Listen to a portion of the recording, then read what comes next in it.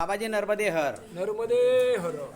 नर्मदा परिक्रमा आश्रम सुलपानी झाडी मुलगी या आश्रमात आपले स्वागत आहे. आपण कुठून आहात बाबा आणि आपलं नाव काय बरं ते सांगा. अहिल्यानगर महाराष्ट्र, अरे वा. तालुका श्रीगोंदा, मुक्काम पोस्ट रायगव्हाण. माझं नाव आहे भागुजी मारुती शिंदे, उर्फ मला माऊली महाराज बोलते. अरे वा. मी माऊली महाराज या नावाने पूर्ण परिसरामध्ये ओळखला जातो. अरे वा. आपली ही पहिलीच परिक्रमा आहे. पहिलीच परिक्रमा आहे. बरं, कोणाकडनं आपल्याला प्रोत्साहन मिळालं की आईची परिक्रमा करावा असं वाटलं?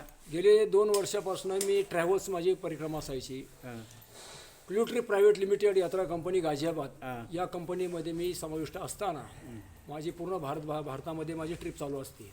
गेले 2 वर्षे 22 आणि 23 या 2 वर्षामध्ये 2 परिक्रमा मी ट्रॅव्हल्सनी केल्या. ह्या वर्षीचं माझं जानेवारीचं नियोजन होतं, पण लोकांनी नावनोंदणी केली. पण ज्यावेळेस रिझर्वेशन करण्यासाठी ॲडव्हान्स बुकिंग लागतं तर ते लोकांनी त्यासाठी टाळाटाळ केली.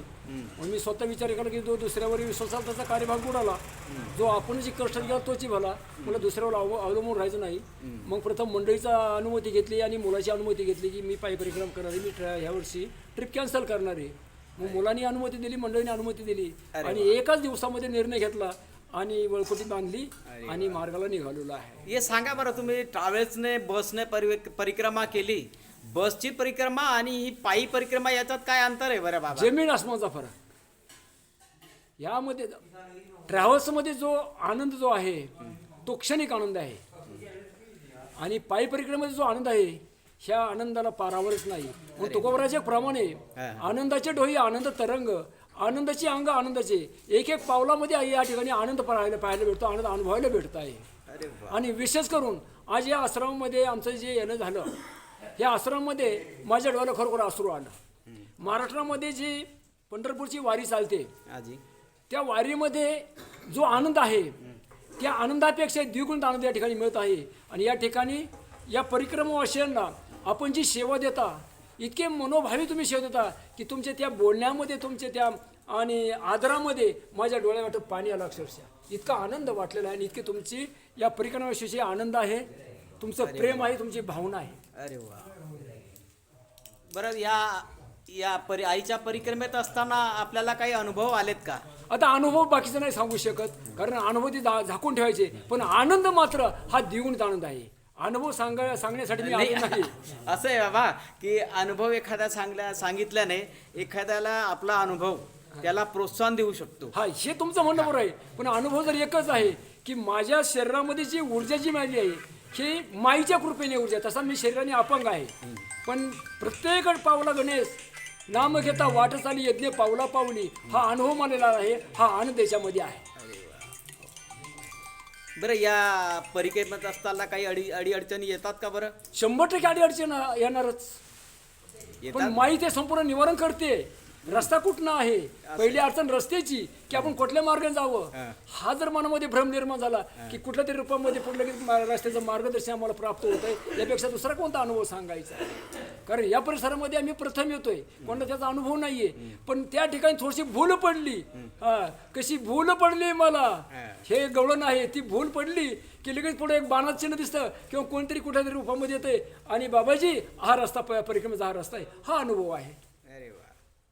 हे बरं, इकडची जी सेवा आहे ती कशी वाटते? अतिशय उत्तम, अतिशय त्याच्यात उत्तम. काही त्रुटी आहेत का? काही बिलकुल त्रुटी नाही, बिलकुल त्रुटी नाही आणि उपाशी ठेवत नाही, हा महत्वाचा मुद्दा आहे. आणि बाबाजी कसं आहे की माणूस हा परिपूर्ण नाही, कारण त्याच्यात काही ना काही त्रुटी आहे. जर तो परिपूर्ण झाला असता तर परमेश्वर बनून गेला असता. तर काही ना काही त्रुट्या असतात प्रत्येक आश्रमामध्ये, काही ना काही घडत राहतात. आता सांगतो मी, हा बाबा, तुकोबराचं अभंग देऊन प्रमाण देऊन सांगतो. समयाशी सादर व्हावे, देव ठेवील तैशी राहावे. याप्रमाणे जसे समय असेल त्या समयाला आपण आनंदाने सामोरं गेलं पाहिजे. हे एक वृत्ती त्या आणि वारकरी संप्रदायाची वृत्ती आहे. आणि वास्तविक माऊलीच्या कुशीमध्ये आम्ही राहणारे आहे, आळंदीच्या कुशीमध्ये आम्ही राहणारे आहेत, देऊच्या कुशीमध्ये आम्ही राहणार असल्या कारण तुकोबराचं आणि माऊलींच्या त्या छत्राखाली आम्ही वावरलेली मंडळी असल्या कारण आम्ही प्रत्येक समयाला अगदी आनंदाने सामोरं जात असतो. अरे वा.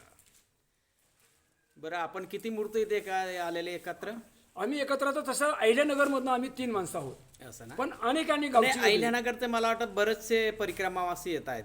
हां. या वर्षी अहिल्यानगरचं जास्त चालत आहेत, कारण आम्ही सेवा देत राहतो आणि त्या हिशोबाने आम्हाला ते माहिती पडतं की विचारत राहतो की आता हे श्रीरामपूर तालुक्यातले, मी श्रीगोंदा तालुक्यातला, आणि ते दुसरे सातारा आहे ते प्रॉपर अहिल्यानगरचे आहे. बाबा मला सांगा, या यात्रेत एकच धर्माचा व्यक्ती असतो का? बोला, एकच जातीमधीचा व्यक्ती असतो का वेगवेगळे असतात? नाही नाही नाही नाही नाही नाही नाही नाही नाही नाही नाही नाही हा फक्त एकच जात आहे इथं. हा, मानव धर्म हीच जात या ठिकाणी आहे. बाबा याच्यात असं पाहण्यात आलेलं आहे की कुठलाही राष्ट्राचा असो, कुठलाही राज्याचा असो, जी जी जी जी पण तो या आईच्या परिक्रमेत आल्यानंतर जी त्याच्यानं आपला संबंध नसलं तरी त्याच्यानं आपल्या जिव्हाळ्याचा संबंध निर्माण होतो. तर तुकोबराने अभंग दिलेला आहे, न पाहे याती कुळाचा विचार. या ठिकाणी जातीचा विचार केला जात नाही, कुळाचा विचार केला नाही. फक्त या ठिकाणी हे विश्वची माझे घर या न्यायाने या ठिकाणी चाललेलं आहे. बरोबर आहे बाबा, हे बरोबर आहे. अजून बरं काही या आश्रमात त्रुटी वाटते तुम्हाला? बिलकुल नाही, बिलकुल नाही, आमच्या सेवेत काहीच नाही, बिलकुल नाही. अहो 2 दिवसापूर्वी पाठीमागं अक्षरशः मोलमजुरी करून भिक्षुक मागून आणि परिक्रमा वर्षाला ते अन्नदान देतात. यापेक्षा दुसरी काय सेवा पाहिजे? नाही बाबा, हे तर खरं आहे बाबा.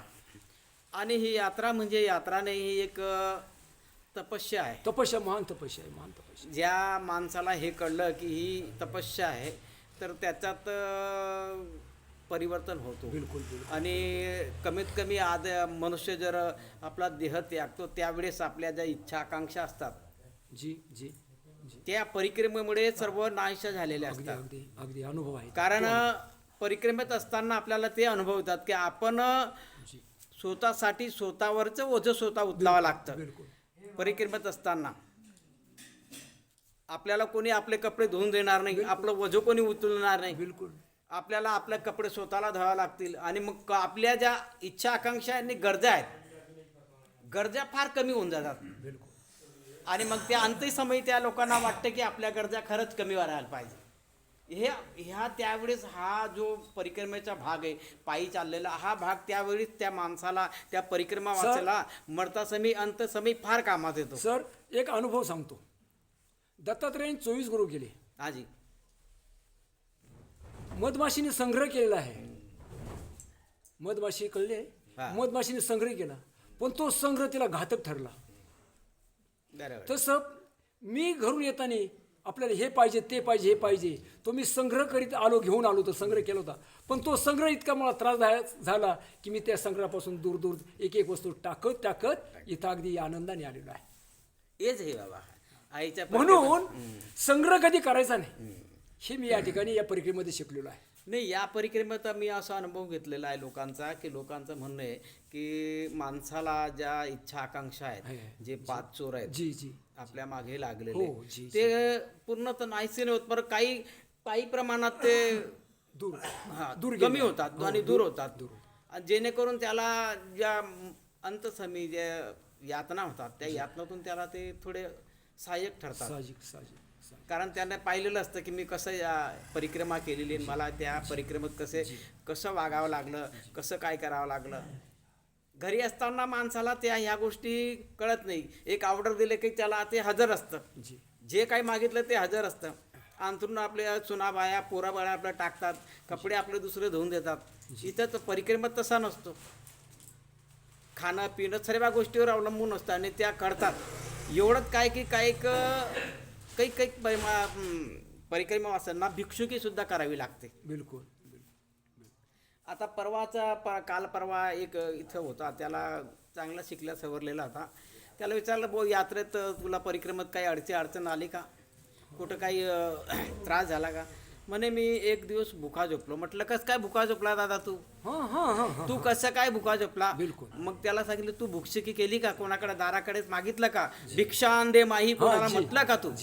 नाही बाबा मला हे माहिती नाही म्हणे. हे मला हा त्याच्यातला भाग माहिती नाही. म्हटला बाबा हा त्याच्यातलाच एक भाग आहे. आई सर्व गोष्टी करतात, माणसांचा अहंकारला नाश करते ती. एक मिनिट, हां तुम्हाला दाखवतो मी. हे देखा, हे स्वतः मी आहे असं ऐका आणि हे पाठवा, संदेश पाठवा.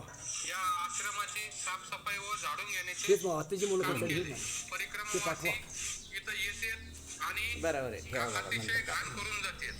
त्यांनी चला बाबा, आपण आलात आणि आपण ज्या मुलाखती दिल्यात याबद्दल आपले धन्यवाद. मी आईच्या चरणी हीच प्रार्थना करेल, ज्या आपल्या चांगल्या इच्छा आहे आई पूर्ण करो. नर्मदे हर. नर्मदे हर.